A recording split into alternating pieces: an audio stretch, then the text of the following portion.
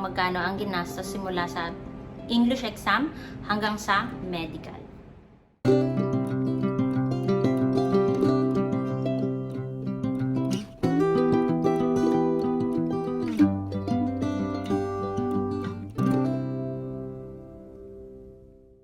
Ngayon pag-usapan natin kung magkano ba talaga yung total na ginastos namin sa pag-a-apply ng visa or sa pagpaprocess ng visa namin dito sa Australia from Singapore. So ang unang-unang gastos namin is yung PTE, which is $336. So dalawa kami doon ni Lem, times 2 na lang natin yon. Then ang next na ginastos namin is yung skill assessment ni Lem.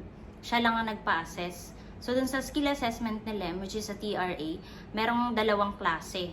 Yung migration skill assessment, which is $964.83. Then yung migration points assessment is $600 naman. Since yung visa namin is subclass 491, state-nominated visa siya. So, kailangan naming mag-apply ng state nomination, which is, ang binayaran namin nun is $340.55. Then, ang pinakamalaking ginastos namin dito is nung nag-lodge na kami ng visa. Ang visa fee nung nag-lodge kami for main applicant is $4,115. Then, sa secondary applicant naman, na 18 years old pataas, $260. For secondary applicants na under 18 years old, so dalawang bata ang meron kami, each is $1,030. So, ang total na ginastos namin para sa visa lang is umabot kami ng 8,235 Singapore dollars.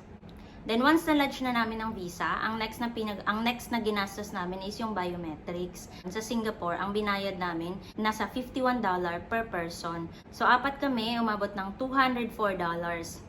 Then, ang panghuling-huling gastos namin is yung health or medical exam. Ang medical exam is depende kung saan kayo magpapamedical. Sa Singapore, sa SATA kami nagpa-medical. Ang medical fee nila for adult is $252.50. Then for minor is $149.80. Pero dun sa panganay namin, medyo mas malaki yung binayaran. Nasa $298.50 yung binayaran. 9 years old lang po yung panganay namin na. Pero may pinagawa kasing extra test, kaya may additional fees. So, ang total na nagastos namin lahat-lahat, simula sa PTE hanggang sa medical exam, is umabot kami ng $11,969.68. Singapore dollars po ito Kung meron kayong mga tanong, comment nyo lang sa baba. Susubukan naming sagutin yan. So, ayun. Yun yung total na ginastos namin. Kailangan talagang paghandaan. Yung mga fees na to, nagbabago-bago. Depende kung nasaang bansa kayo. At saka yung visa fees din. Kailangan yung i-check kung magkano na yung fees ng visa nga applyan ninyo. Ito naman yung timeline ng pagpaprocess ng visa namin papuntang Australia.